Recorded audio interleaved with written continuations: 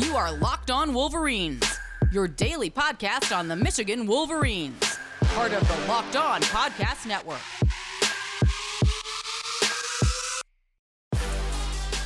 Happy Tuesday.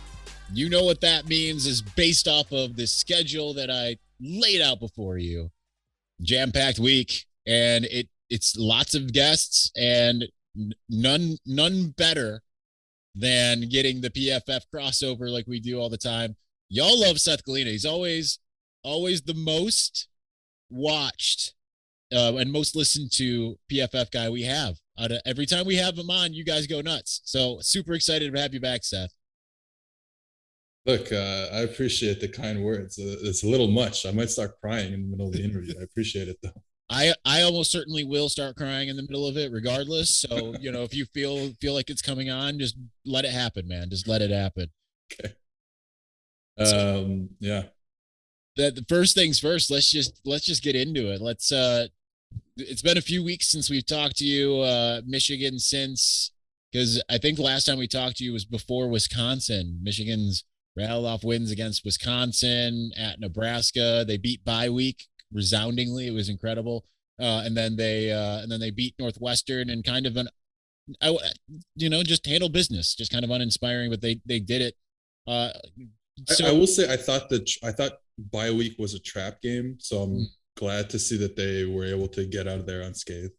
Yeah, me too. You never know what bye week's gonna bring. And they managed to get it done.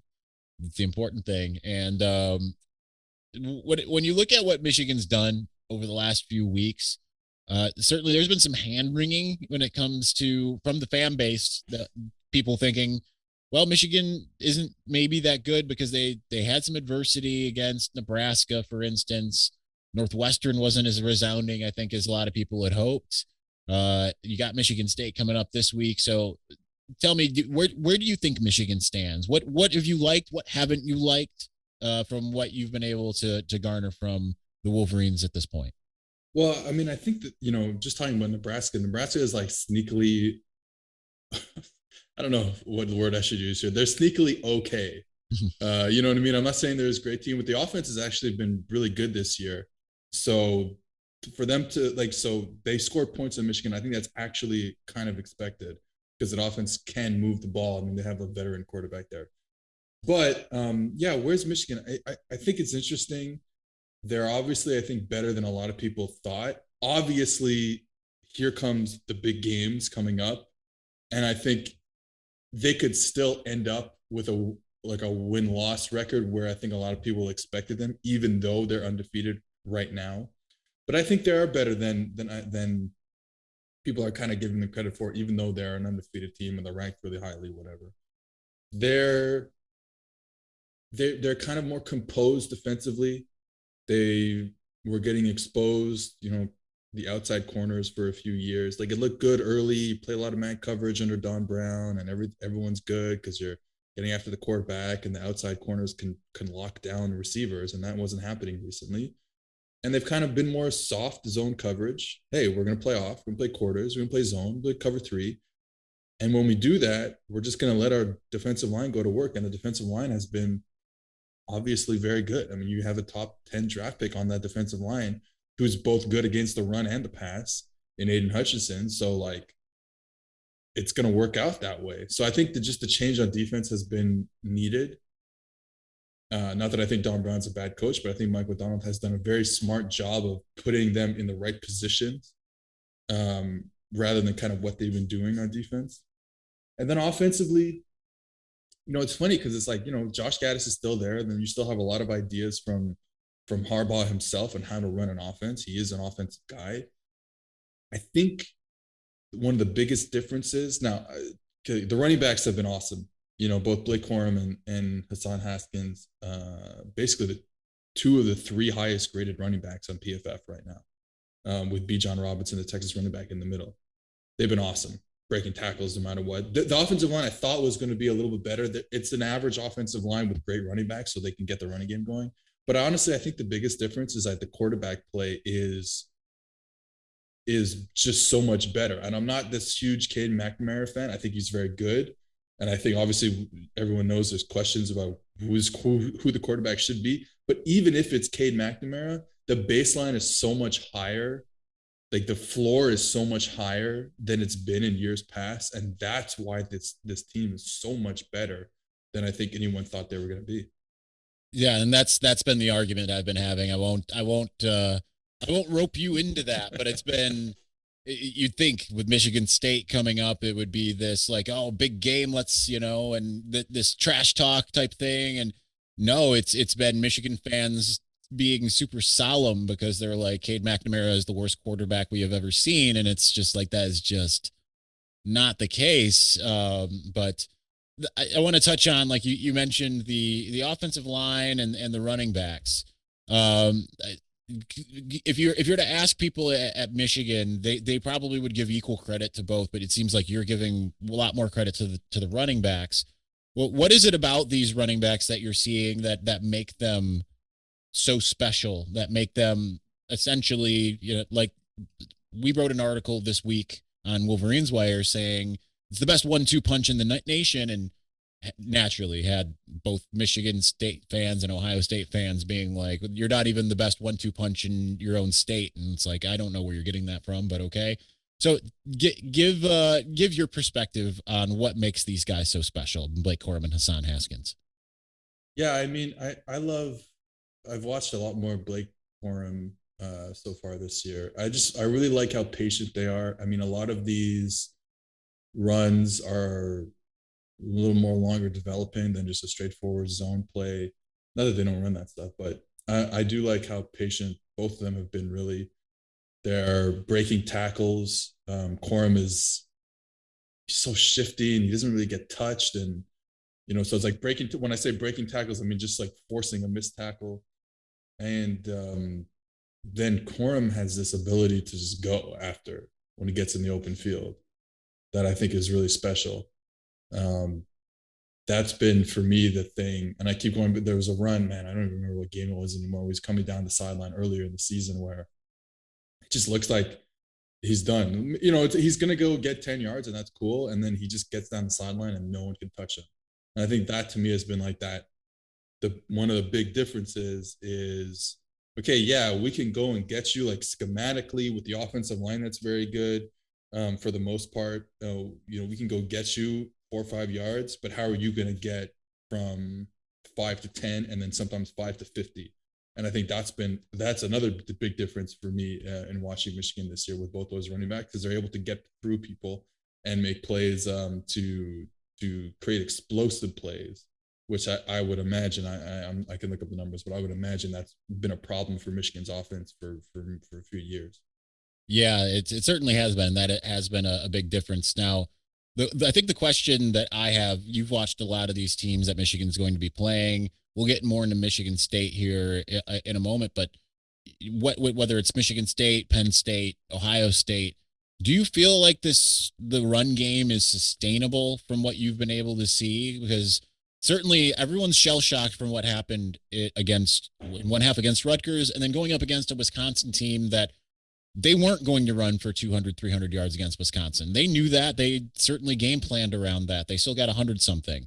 But I think people are starting to feel like, well, that's more of what Michigan is, not what we've seen in the other 5.5 games, essentially. So what are your thoughts? Do you think that it's sustainable? Yeah, I mean, I think there's enough diversity in the run game that it's sustainable. However, I think what we have to talk about is the run game paired with the play action shots down the field. So it's like, okay, yes, the run game has to give you some yardage, obviously, but I think what really needs to happen is that they got to start throwing these big post routes and big plays down the field off play action, because that's going to help McNamara. It's going to help the offense. It's going to help the running game. So I think it's like a circular type of thing, like what chicken or the egg, like what comes first. I think both things need to be available to them. So I don't know if even if Michigan goes into East Lansing and is rushing for only 4 yards a pop, which could be like, oh, that's not good enough. But if those 4 yards a pop are turning into 25 yard, a 50 yard, a 75 yard play action post route, then that whole idea of the running game paired with the play action game is sustainable. And last one in this segment, then we'll move on to Michigan State. Do you feel like when you're watching what the few times that you've watched Michigan, like they are leaving that kind of in the bag, like they're running some play action, but it do you feel like they're purposely limiting the pass game to some degree, or like that there's more that we just haven't seen yet that they're maybe setting up, or what are your thoughts? Yeah, I think it's possible that I don't know if they're like just waiting. It's not like it's like, oh well, it's not in the game plan this week and we're going to save it and we're going to unleash it against Michigan State and then Ohio State and Penn State. I just think it's one of those things where the defense has been so good that they've kind of been able to like say, hey, you know what, like we're winning these games. Defense has been pretty good, obviously, save me in the Nebraska game. So we don't really need to like come out and show all our stuff right now. So I think that is something that you might have to see when the games are tighter, and we would probably expect a tight game against Michigan State. So it's like, yeah, I don't think it's like a purposeful thing that they're going into games thinking like this, but it just kind of happened based on the flow of the game. Right on. Now that's kind of how I feel as well, but we'll obviously know for sure come Saturday when Michigan takes on Michigan State. So let's get in a little bit more of a deep dive against Michigan State. We'll do that momentarily, but first, I got to tell you, college football fanatics, have you heard about Prize Picks? Prize Picks daily fantasy made easy. I love this. I know you will too. Prize Picks offers every sport you can think of, like NFL, college football, NBA, college basketball, MLB, soccer, MMA, and more. Prize Picks offers more college football props than anyone in the world and offers all of the star players of the Power Five, as well as mid-major players that you might not have ever even heard of. Prize Picks offers any prop that you can think of, from yardage to touchdowns, even interceptions thrown. Make your deposit. Use the promo code Locked On. Receive 100% instant deposit match up to $100. You can pick 2 to 5 players and over/under on the projections. You can win up to 10 times on any entry, and it's just you versus the projected numbers. Prize Picks also allows mixed sport entries. That means you can take the over on LeBron combined with the under on Mahomes, which certainly want to do that right now in the same entry. Use the award-winning app on both the Apple App Store and Google Play. Entries can be made up into up to 60 seconds or less. It's that easy. Prize Picks is safe and offers fast withdrawals. So don't hesitate. Check out prizepicks.com. Go to your app store. Download the app today. Prize Picks is daily fantasy made easy.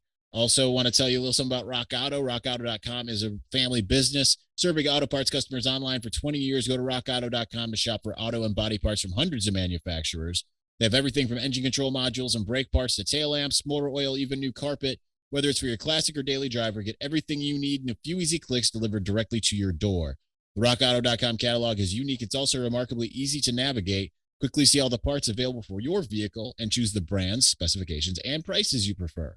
Best of all, prices at RockAuto.com are always reliably low, and the same for professionals and for do-it-yourselfers. So why spend up to twice as much for the same parts? Go to RockAuto.com right now. See all the parts available for your car or truck, right locked on in their How Did You Hear About Us box, so they know that we sent you. Amazing selection, reliably low prices, all the parts your car will ever need. RockAuto.com.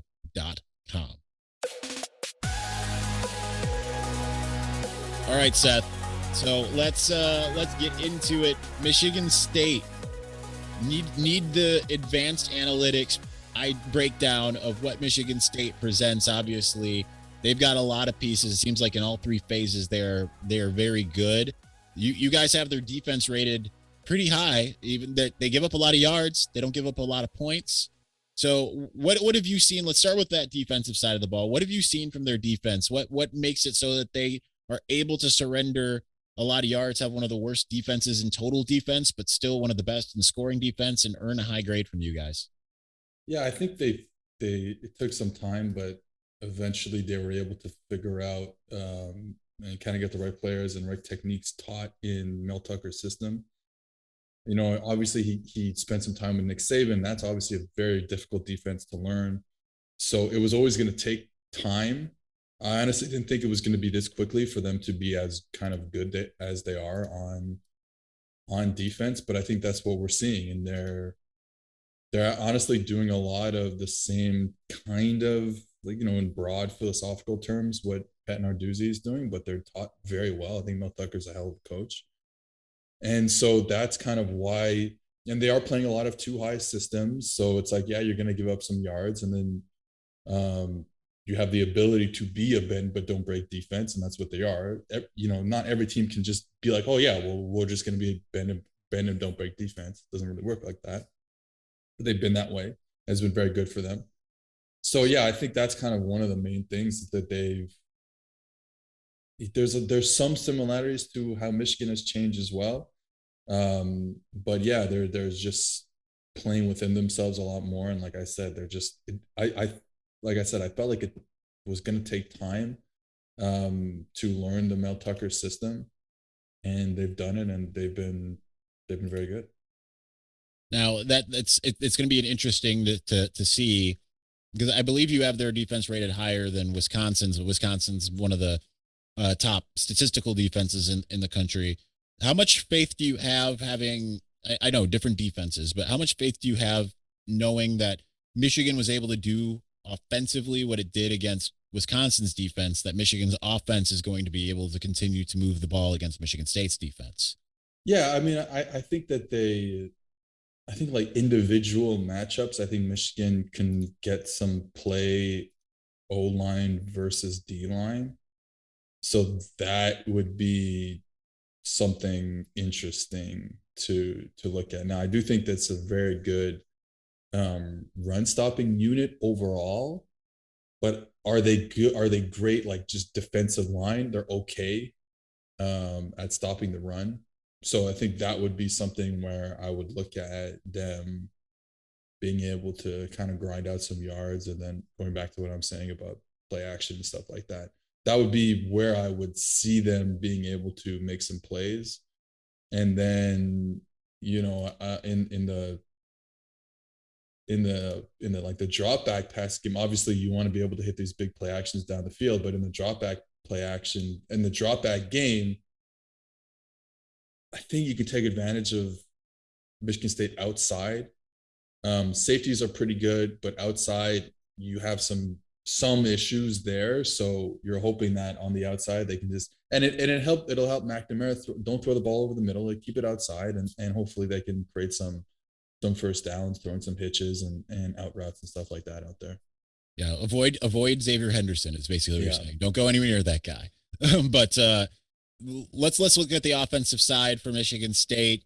What are the interesting things to me that I've seen from the offense? Offense has looked excellent all year. Yeah. Kenneth Walker obviously goes beast mode all the time. Peyton Thorne, pretty accurate with his passes. He's got two great outside receivers in Jalen Naylor and Jaden Reed. But whenever this Michigan State offense has gone up against a defense with a pulse, of which it's gone up against two, Indiana, and it's gone up against Nebraska, that offense is stopped dead in its tracks. What is this Michigan State offense in your eyes, and why has that happened in your eyes? Do you think that is the type of thing that'll happen this week? Do you think it's just kind of an aberration? What have you seen from Michigan State in that light? The offense is interesting. I think they're doing a lot of the stuff that you would want a team that maybe doesn't have the talent to do, and that's kind of obviously run the ball, like keep relatively simple scheme, run the ball outside zone, inside zone. They don't pull a lot of people. They just kind of keep it simple that way, and they run a lot of double moves. So like they'll catch you for some big plays if they catch a double move or something like that. So I think that's kind of been part of why they've been successful. And then, okay, talk about like maybe they don't have like excellent players. The running back is an excellent player. Kenneth Walker is tremendous. So you're getting that extra little bit from the run game that you normally wouldn't get unless you had a Kenneth Walker there. So I think that's really been and obviously an important part for them, is just being able to like live in worlds where they're not behind the sticks, where they're moving the ball inch by inch or even more than that. And Kenneth Walker's breaking tackles, and that's helped Peyton Thorne to just be a regular old quarterback, basically. You know what I mean? He doesn't have to be anything that he's not. So yeah, I think that's been pretty important for them. All right, last one for you. In your mind's eye, how does this game go? Who do you think has the upper hand, if anybody? Do you have a prediction for who you think ends up coming away with this game? I think this could be one of the first games where you're looking at not having Ronnie Bell as being an issue. However, I still think Michigan. I know Michigan has historically or recent times had trouble against Michigan State. I think they finally get it done this year. I think they're just a slightly better team.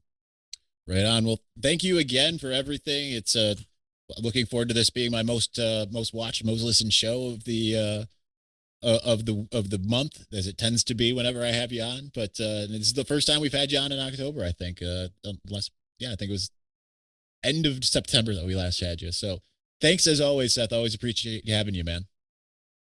Michigan State is 9-4 in their last 11 games against Michigan. Wow, I did not know that. 3-3. That's not good. But it's 3-3 in the Harbaugh era. Oh, okay, so that's fine. We're good. The road team has won every game except for Michigan won at home in 2019. The road team always tends to win this game for some reason. Okay. All right. Well, go blue, I guess.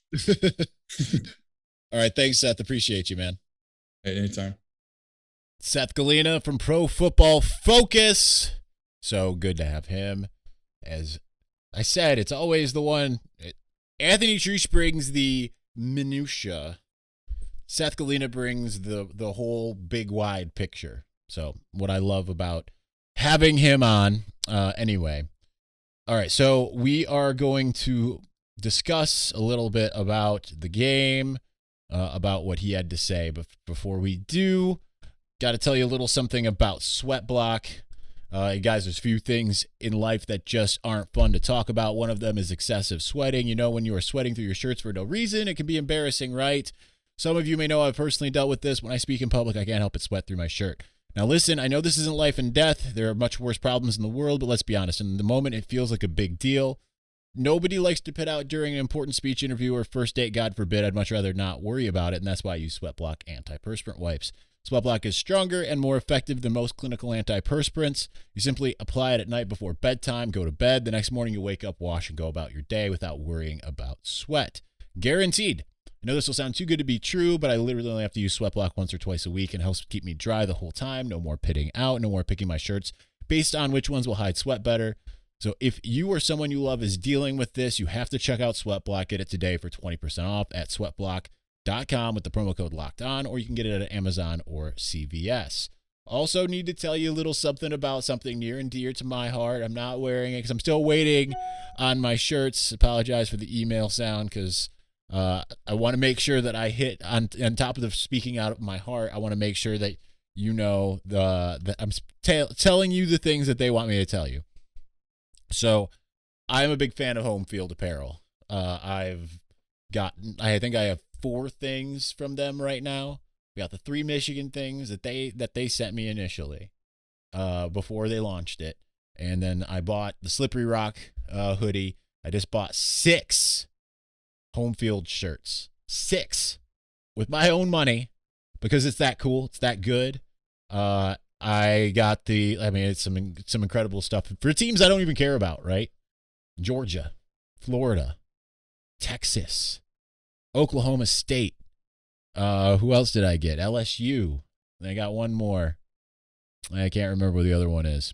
It's surprisingly not an Alabama one. The U. That's my number 2 team. The U. Do that for you. So anyway, here's the thing about Home Field. Home Field studies the school history and traditions and digs through the archives to create thoughtful vintage designs. It's premium collegiate apparel. It's based out of Indianapolis. They're incredibly comfortable. My hoodies are they're the most comfortable things that I own. Both of my Home Field hoodies. Wore the Slippery Rock one for the game the other day. So comfortable. It's officially licensed apparel, vintage college designs. Home Field has a strong Michigan line. It's 18 vintage pieces. I love I have my basketball one. It's white. It's not number 1 from the 1989 team. It's incredible. Like I said, the hoodie is phenomenal. Home Field is actually officially licensed for over 100 plus schools and adds more schools all the time for anyone else in your life who doesn't cheer for Michigan. But they don't have Ohio State ones, so they're smart, right? They're that good. So anyway, go on to Home Field, use that promo code Locked On Wolverines to get 15% off of your first purchase with Home Field. That's Locked On Wolverines at homefieldapparel.com. So check that out. It's my favorite. I love it. I can't wait for these 6 shirts to arrive. You'll see them all here on the podcast if you're watching the YouTube. So check that out. All right, so let's finish it out here. Let's just kind of get into a little bit what Seth said here. Again, we touched on the Cade McNamara and the JJ thing. We'll leave that. You got my morning drip. You've got yesterday's podcast. There's certainly going to be people that are just going to disagree. They're going to vehemently disagree. X's and O's is coming out today as well with Jake Butt, and he makes a very full-throated defense of Cade and all of that. So you can take all that. I just feel like Michigan's going to win in the trenches, and I think that's where the running game. I'm encouraged by the fact that he's seen these other teams and he feels that Michigan's going to be able to run against Michigan State, and he feels like some of these other teams. Obviously, if Illinois can run for 300 and something yards against Penn State, you feel a lot better about that game. But so that's one thing. I do want to look up one thing and just kind of to get a baseline. I agree with him passing, outside passing. That's where Michigan has an opportunity. It just needs to find a way to get open enough or have those guys make big plays one-on-one.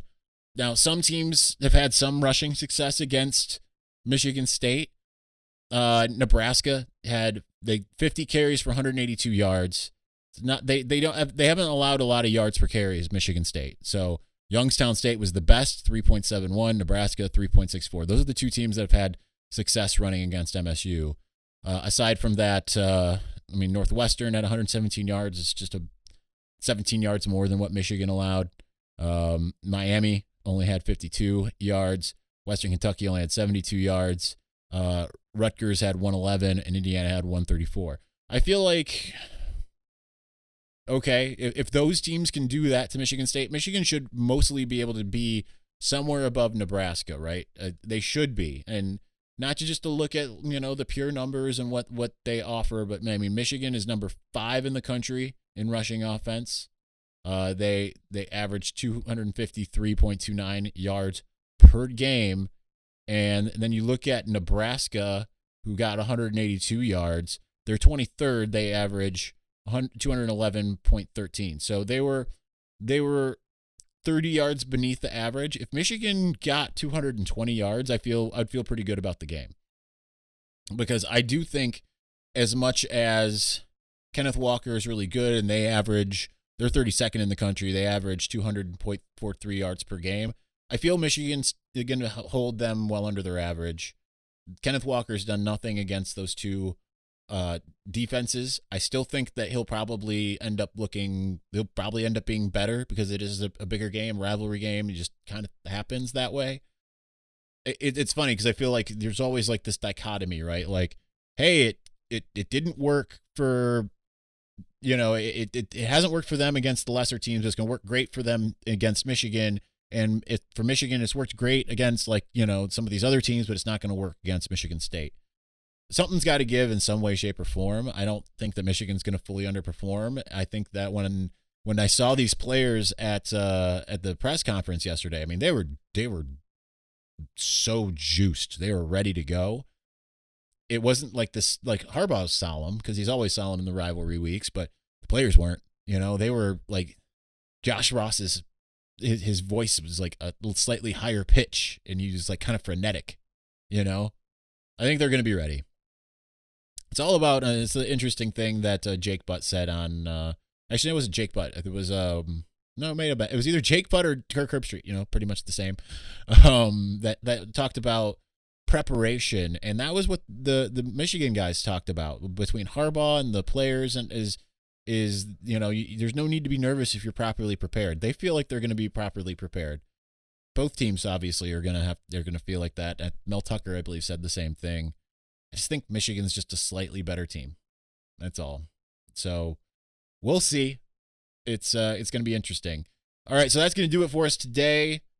Still again, I have the tentative promise that we will be talking to Joel Klatt tomorrow. Don't know what time.